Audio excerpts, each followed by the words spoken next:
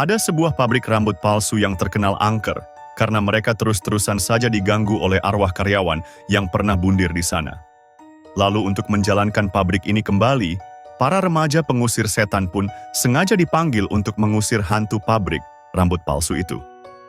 Mereka pun mulai mencari tahu latar belakang dari gadis yang dimaksud, dan akhirnya mereka pun bertemu sama si tukang roti yang bekerja di area pabrik itu.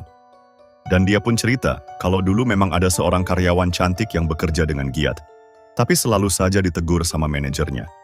Dan hal itu dilakukan karena gadis ini ketahuan sudah mencuri wig paling mahal, dan dia harus dipecat akibat insiden itu, dan karena itulah dia menjadi depresi serta melakukan bundir di kamar mandi gedung.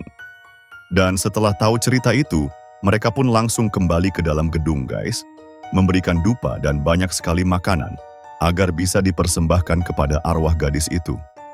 Lalu tiba-tiba saja hantunya beneran muncul guys, tapi raut wajahnya begitu marah dan seperti tidak terima atas kedatangan mereka. Lalu mereka pun berinisiatif dan mencari tahu cerita yang sebenarnya.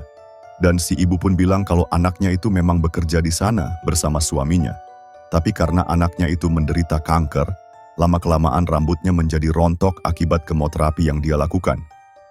Gadis ini pun mulai mencoba satu buah wig yang akan dia beli untuk menutupi rambut rontoknya. Tapi PTT Panak manajer malah menuduh gadis ini mencurinya. Dan ternyata manajer itu adalah si tukang roti. Mereka pun langsung menemuinya guys, membawa si tukang roti ini masuk ke dalam gedung agar bisa meminta maaf kepada arwah gadis itu.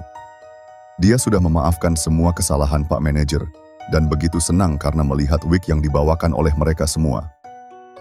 Hantu ini pun langsung memakai wig itu, serta mengucapkan salam perpisahan kepada suaminya, dan berjanji tidak akan menghantui gedung ini lagi.